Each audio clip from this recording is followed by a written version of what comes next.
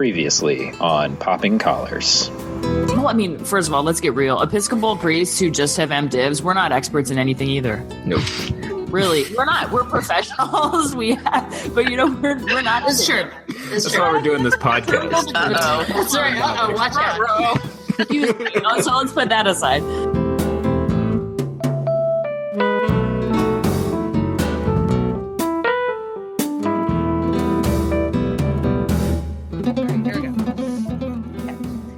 Welcome to Poppin' Collars, the podcast that lives at the intersection of faith and popular culture. My name is Betsy Gonzalez. I'm coming to you from Alexandria, Virginia. With me are my co-hosts, Liz Easton in Omaha, Nebraska. Hello, Liz. Hey, Betsy. We also have got Ricardo Avila coming to us from Long Beach, California. Hello, Ricardo. Hi, Betsy. Hello. And our special guest this episode, bringing our age demos way down, is high school senior Salina Tsegai of Chicago, Illinois. Hello and welcome, Salina. Hi, thanks for having me. So glad you're here. Everyone, this is our 55th episode of Popping Collars, and today's show is about a story told in 3 acts, a story of self-discovery, survival, and human connection, told through the eyes of a young Black man, Chiron, growing up in a rough neighborhood in Miami. It is personal, it is poetic, and it paints images that imprint on your brain. It is the award-winning and Oscar-nominated film Moonlight, directed and written by Barry Jenkins and based on the stage play in Moonlight, Black Boys Look Blue. So we've watched this movie. It is very lush and beautiful and colorful. And what I was always struck with in the movie was the way they would almost take pictures for you, like these lingering images that the cinematography would just kind of stick with and really burn those into you. So I'm curious, when you think of the movie, what visual comes to your mind? Which stage of life are you kind of with Chiron? The image, there are 2 images, and I'll just go with one. The one that sticks with me is of Kevin at the jukebox when he starts to play the song that made him think of Chiron and call him back. And there's just a look on Kevin's face after he presses play of this, to me, expectancy. What will he think when he realizes this song made me think of him?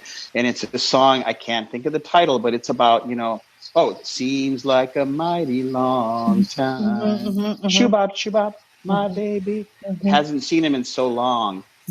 And the jukebox is right there, and it's Kevin in his white shirt because he's a cook. And it's just that look on his face. It's just expectant and waiting. It was like a freeze frame for me. Selena, what about you? The first part of the movie, when he was a child, I think Chiron, trying to figure out who he's supposed to be in this environment where he's supposed to be like everyone else. But everybody thinks he's something totally different. He's kind of alienated in that respect. And it's just so, I think, common. It's just common. I think that's the only thing I can say about it. It's just, it reminds me so much of just being in my neighborhood and figuring out who I was, but having all these people say you're this and you're that, without you even knowing that you're this and you're that. I think that's the thing that really stuck with me with that scene and that portion of his life. And I think that's why I think I cried the most in that first part of the movie was when he was a child. It's I felt so much of that child within an experience I probably had that was so much, it aligned in a way that was, I didn't expect it. I didn't even know what Moonlight was about until I went to go see it, and to find so many similarities as I watched it. It took a lot. So in true Popping Collars tradition, I haven't actually seen the movie.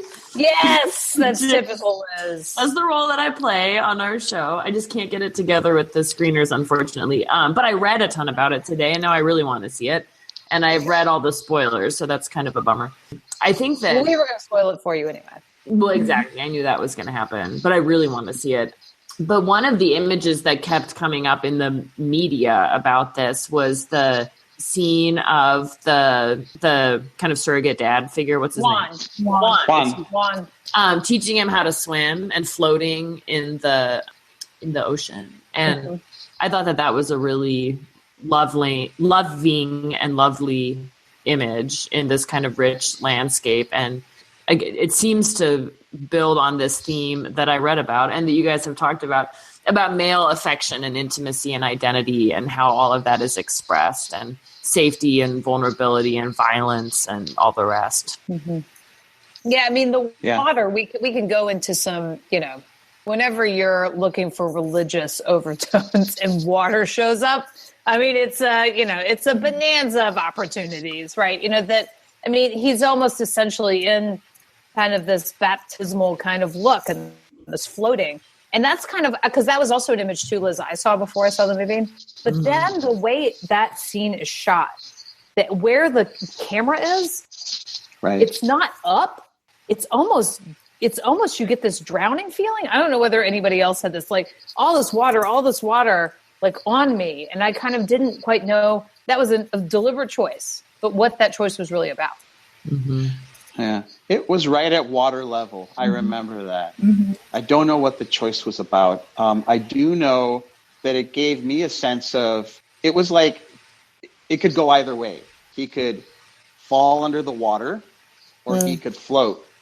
And what to me was key in that scene was Juan saying to him a couple of times, he's like, don't worry, I've got you. Nothing is going to happen to you. Trust me, and just kind of let go and let yourself float. That to me was kind of the key thing about that scene. Like, how often did this kid have that promise and have it kept in his life? I've got you, and you don't have to worry. I read an article. Let me tell you about an article I read. It was about the playwright. It was in The Guardian. It was just a really beautiful sort of his story as a playwright, and then he wrote parts, especially of the third act of the film.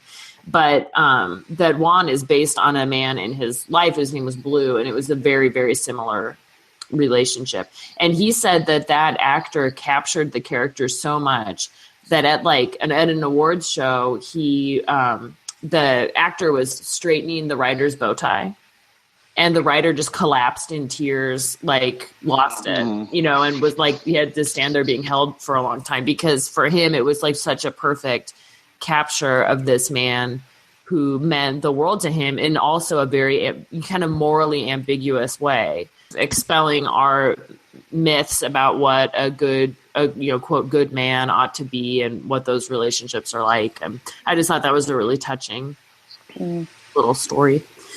Salina, what do you think about Juan?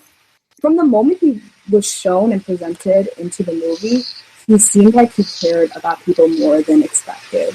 Like, when he rolls up on the corner and he's about to go up to this kid that just started dealing for him, he asked about his mom and how she's doing, and like, is she okay? Right. And like, don't mess up, like, just, do it for your mom kind of mentality. Like, don't get caught up kind of like in the fad of like being on the streets and like being that guy on the streets. I think that was something he always tried to highlight, because I don't even think he glorified himself as some man on the street. He obviously didn't glorify himself, because at the end of the first scene, the first act, you could say, he seemed so disappointed in himself for letting Chiron down and like being the person that, supplied his own mother with Chiron's mother with drugs. Like, he wasn't proud of that. And I could tell, and I think that's why, and I don't think he felt obligated to take care of Chiron because of that fact. He truly cared about Chiron before he even knew that he was dealing with his mom, which also, I think, highlights how much of a good man he was. Even if morally, like, he knew what he was doing was wrong, he tried so much to make it right in so many different ways, even before knowing that it was directly, like, what he did for his life was directly affecting someone else's life. I'm going to make a little statement, and then if this is the right time, I'm going to make a big statement. But it's kind of... Go for it. Betsy, you're so good. You always are the good enabler for just going for it. Great. I assume she's like that as a person at school too. So definitely. Good. So to me, Juan, first of all, what I see in him is like it's a masculinity that could be violent but isn't, and somehow, that works. So when I say that everything about him upends what I think is going to happen, it's everything. He goes and talks to one of his workers on the street, as Salina was saying, and asks about his mother.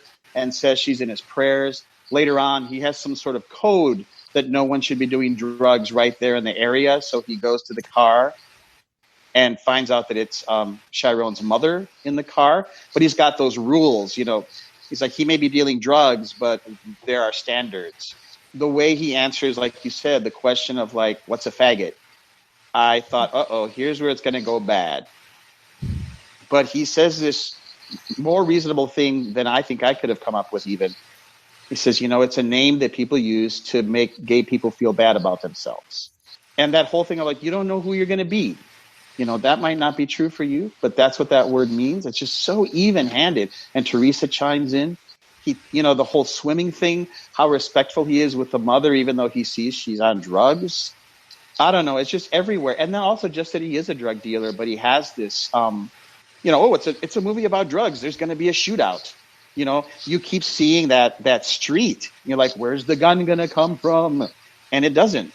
The question, what I think is interesting about that, Ricardo, is maybe too obvious to even bring up, but what does that tell us about our assumptions about Black men based primarily on the media that we consume, right? Like this wasn't The Wire, but everyone, you know, is sort of like thinking it might be, you know, and what is it? And because the truth is that for people of every race, there are conflicts about identity.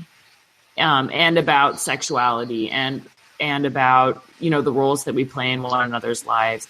And it's also true that there are particularities about the experience of Black people in the U.S. and particularly Black men. And that's why I think it's so wonderful that there are no white people in this entire film.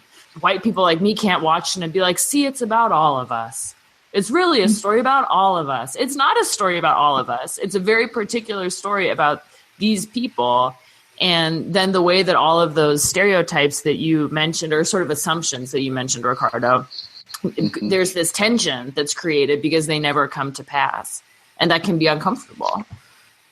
That's another way this movie just kind of totally fights back all of these stereotypes and these expectations of Black men, specifically Black men. Even if, you know, there's Black women obviously in this movie, I see a lot of this as like an ode to Black men, and like, it's okay to be a different Black man, and like that's something you never hear, and like you never see that in the Black men community. Like I strongly love to I'm so for empowering Black men in a different way, like letting them be a different type of masculine, and maybe not even being masculine, being whatever it is you want to be.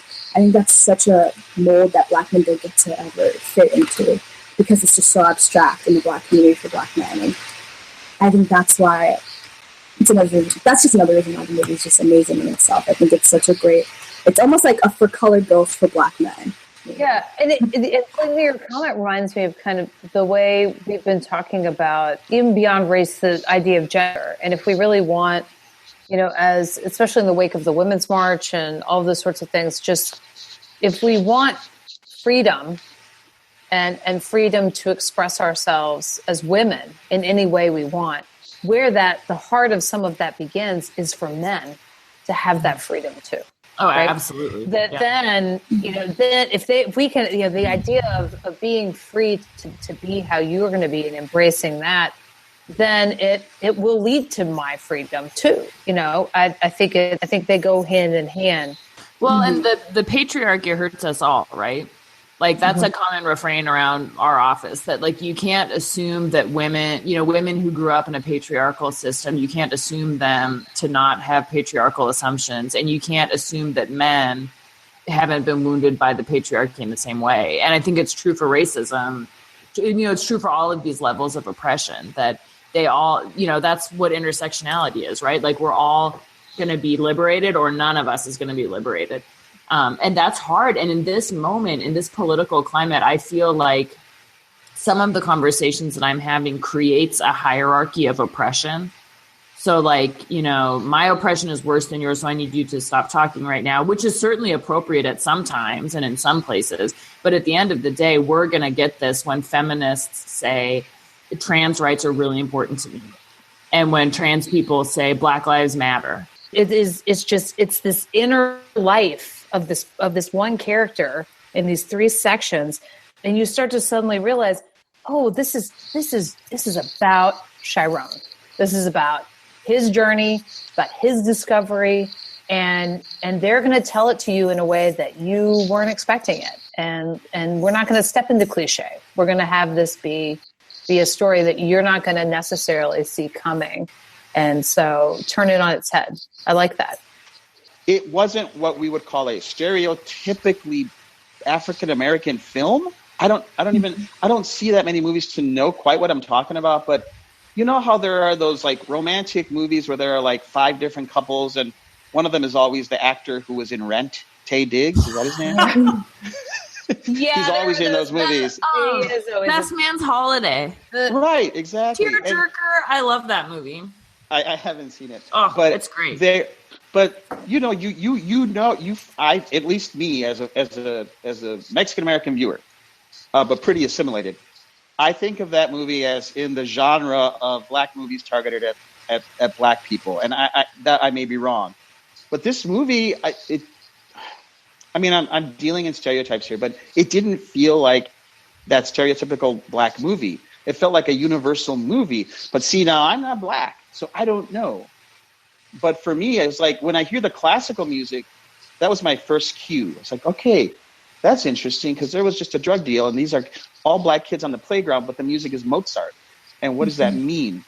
So it's like kind of telling you, all the expectations you have about people and about movies, this ain't where it's at right now. I'm going to show you that these are human beings. And I thought of it as more a gay movie than a black movie, from my perspective, being a gay man and all the coming out and all the identity stuff. So I don't know how it might be for someone who's African American. I agree 100% on that. I think that with movies like Boys in the Hood, which I had recently just fully watched like maybe 2 years ago, it's like there's movies that definitely I feel like appeal to a certain black audience because it's a certain black stereotype of what it is to be black, what it is to live in the hood and be black and how that's like in this, that, and the third. And like I live on the north side of Chicago, but it doesn't mean I live on the good side because the south side is stereotypically the bad side, the black side, and the hood side. I lived in just as much of a hood as you would like to call any other hood, but it's what I saw living in my neighborhood. It was so completely polarizing from what I saw from the movie, which was refreshing. It was just so much more refreshing because there's so many stigmas being in a neighborhood with mostly, predominantly black people. And like, I'm Eritrean American. Like my parents are from a whole other country. Like I'm first generation Eritrean American. And like, that's even such a, stigmatized view of like me because I'm not, I'm not black. I know where I'm from. That's kind of like, that's that whole thing about, you're not really black if you know where you're from. That's all these different stereotypes that, you go through living in like a neighborhood, that's like the hood or like anything like that. And I think that there's times where even watching Boys in the Hood, where, I know I'm from the hood pretty much, but like, I didn't really feel like I was from the hood. I never saw one of my friends get shot up. That's scary. Like I never been through that. And it makes you kind of feel like that's kind of, you're not really a part of that type of experience. You're not a part of that black experience, that certain type of experience. But with this movie, it's like I didn't feel like I was different from any character from that movie. Like, I don't have a mother who's a crackhead. I don't have, I don't have a friend that I don't have a friend of the same sex that I'm in a relationship with that's also black or a person of color. But it didn't matter. Like, I felt like there were so many different barriers they broke in terms of trying to separate themselves from a typical black movie and being like portraying a typical black person's life in the hood.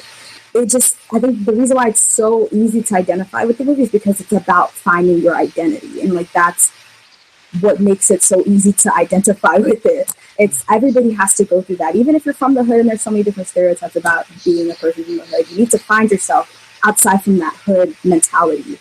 Yeah, well, in the Trinity, we have this kind of Trinitarian thing happening. So we have 3 actors playing 2 roles in the movie. So there's 3 Kevins and there's 3 Chirons. And us just talking about this, it kind of made me want to I want to go home with Kevin a little bit. Like, what's Kevin's life like? We see him as kind of, it seems like a pretty standard little kid, right? Running around, doing the things. And let's compare, our stuff and the playing and the, that sort of thing. And then he's kind of got down, especially in the middle, like teen Kevin and teen Chiron. Kevin kind of has down what his front is going to be. I'm in detention because I was, with this girl in the stairwell and all that kind of stuff. And that he's kind of got down however he's operating in the world. His code switching, at least in terms of being straight and gay, perhaps, or just he's kind of got something that's working, even though he has to go with the flow when the bully is like, you have to do this. He's still under the suppression of the scene, but to then still have Chiron get to that, I loved the grills he was wearing in the final act, and when Kevin calls them fronts, right? It was fronts. Yeah. And I was just kind of like, it's like fronting. Like he's, this is all mask, and it's so mask, that even my teeth are a part of the mask, so I can kind of hold in whatever is I'm trying to hide, that kind of way. And like in that respect, like that's the only reason why Kevin even said it was because I think he had finally, in that last portion of the movie, he was so content with himself. He was so content with his identity and what he was. He didn't care that he was a cook. He was happy he was a cook because it was something he was good at. It was something he liked, and it was the first time he ever really felt like he was making something of himself that was for himself and not for anyone else. It was for him and his kid, and then that was it. And he didn't have that restriction that he had when he was younger, and then he sees it, but now he sees it with Chiron, who goes by Black at the end of the movie, which is something he didn't even want to be called when he was going by Chiron when he was an adolescent, and that was what Kevin always called him. And it was like, it's crazy to see the shift. Like that's like, it's just like this weird like role reversal between them, where it's someone who was so not even uncomfortable, was so comfortable with switching who he was on and off all the time, becomes so aware of the fact that that's what someone else is doing now because he's so aware of himself. And I think that was something that was really interesting that I saw with Kevin, and that's what made me like Kevin more than I did, especially in the scene where he went and he did what he did. And that scene was, even in that moment, I think Kevin was so conflicted because he's like, "Don't get up, Tyrone, don't get up," or Chiron, "Don't get up," and it was like you could see it. It's like he didn't want to be under that suppression, but it was so hard because he didn't know who he was yet. He wasn't aware of it still, but he knew that he didn't want to hurt Chiron. He didn't want to do anything to Chiron because he cared about him. And I think that at the end you see that care come back full circle, but it's without any restriction. And that's like the tenderness that you see like at the end when he's stroking his head and like just there for him, and it's nothing else happens. And even at the end I felt like some emptiness. I was like, is this the end? Like that's how it's gonna end? But I felt so much warmth at the end too. I was like, I'm so happy that's how it played out. Like that's what I wanted, I think, from the get-go. So it was, I think that also is a great way to kind of put Kevin full circle.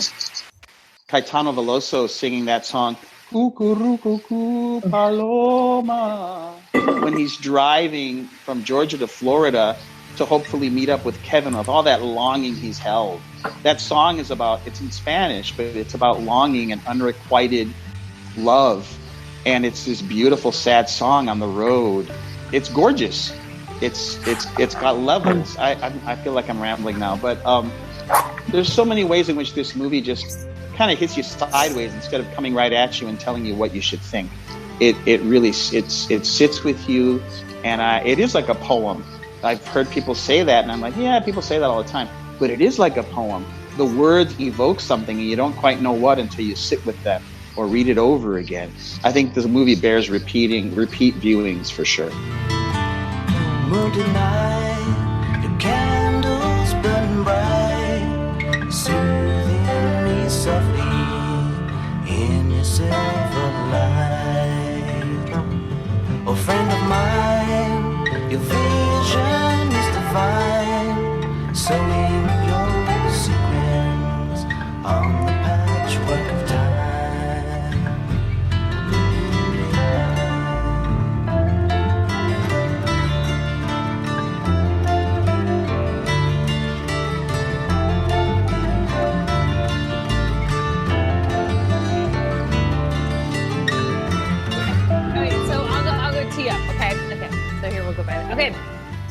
So now time has come in the podcast kind of right at the end here where we do our employee picks. Now, Salina, there used to be these things called video rental stores. I have been to many of those. Okay. I've been to a Blockbuster, a Hollywood Video. At a museum? Was we at a museum or something? I don't feel as old all of a sudden. That's awesome. That Okay, was like my favorite place. Okay, so there we go. Okay, so what we're talking about is like there will be like that wall at the Blockbuster for all the people who work there to like be like Sharon's picks, and there would be like Sharon's big time to shine. She's going to put out some really weird stuff or something really interesting. You know, Sharon endorses this, or John, or Michael, or whatever.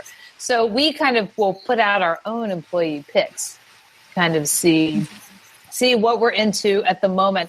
And so Liz said, you've got to pick to put up on that very small little shelf on the wall. So Liz, what have you got? So I've really been in a TV and media rut lately. Like I haven't had a great thing to binge on. So I can't wholly endorse this, although I enjoyed it. So I commend it to you. The new Amazon series Z, which is the kind of, are you watching it too? I watched it. It's great. So it's sort of it looks like there will be other seasons, but it's sort of a bio series about Zelda Fitzgerald. Who I don't know a whole lot about. I, maybe had read a little bit of her work and knew her really only as Daisy in Great Gatsby, like as the inspiration for Daisy in The Great Gatsby, which I hated The Great Gatsby. Do you guys still read that in high school? Yeah, but I didn't read it, to be fairly honest. I got it. I have not really read. I hated it. Per se. Maybe I should get Why did you hate it? I remembered when I was in high school reading it, and I went to a Jesuit prep school in Seattle, and I just remember being like, God, I hope my teachers aren't listening to this. Like, I'm surrounded by these dudes all day long. I don't want to read about them. I don't want to read. Like, not a lot has changed. It was just this sort of glorified excess about riches, and I think at that time maybe I didn't have the maturity to see the tragedy in that. I just saw the glorification. So I just remember walking around my English class being like, I hated The Great Gatsby. I read other things. But anyway, Zelda Fitzgerald is a fascinating and also kind of tragic character. She sort of reminds me of like Courtney Love a little bit. So far, I mean, she's heading down that path. But she also was a really early, she kind of exploded some gender assumptions and barriers in some ways, and like leaving her family of origin and really striking out, marrying for love instead of for social status. So that's all interesting. The fashion is fantastic. It's all the early flapper stuff. Christina Ricci is gorgeous. I haven't seen her forever. What was the last thing she was in? Oh, Lord. We'd have to IMDb that to really kind of see Casper. what she's been up to. Casper and family. No, she's done other things. She's really great, though. Z. And the full title is, Like I love it, Z, the beginning of everything. The beginning of everything. Wow. Okay. Who knew? So that concludes our episode of Popping Collars. I want to thank everybody who was on with me today. Thank you, Liz. Thank you, Ricardo. And a special thanks to our special guest, Salina. Thank you for joining us. Yay, Salina! Yeah. You will go far. She will. Thank you. No telling. No telling. We are Popping Collars. Oh, good. I'm glad you had fun. And you can find us wherever you get any of your podcast needs met, whether that be SoundCloud, Stitcher, iTunes, wherever. You can also find us on episcopalcafe.com. We love Episcopal Cafe, and you will too. Please check them out for all of your Episcopal news needs. And with that is our show. We hope you all have a good night and take care. Keep those collars popped. Popped. There we go.